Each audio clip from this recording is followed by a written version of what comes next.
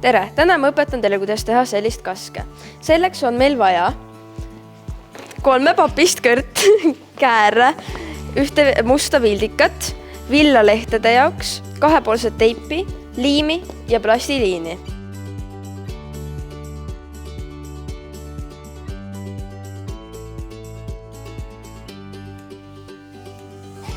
Kui 3 tükki on lõigatud, siis pange 1 äärde liimi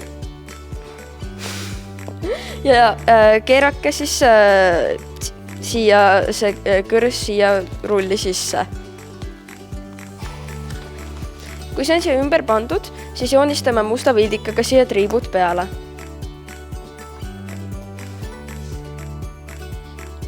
Kui triibud on tehtud, siis pange siia üles ümber 2-poolset teipi, et pärast saaks siia külge kinnitada lehti. Kui siia on pandud 2-poolne teipi ümber, siis korrake kogu seda protsessi veel 2 korda, et tuleks veel 2 tüve. Kui soovite, võite lõigata need ka eri pikkusteks.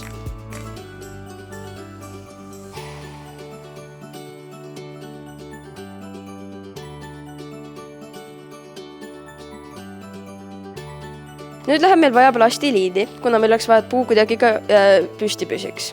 Selleks me teeme kõigepealt sellest palli ning siis vajutame lapikuks ning pistame kõik need oksad siia sisse.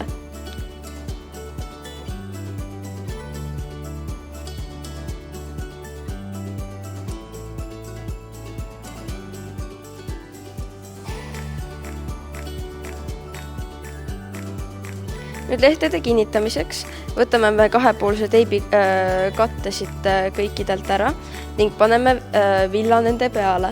Ning nüüd võtta lihtsalt villa niimoodi umbes peotäiega ning hakata seda siia külge panema. Seda võib oma tahtmise järgi natukene sätitada, nii nagu sobib.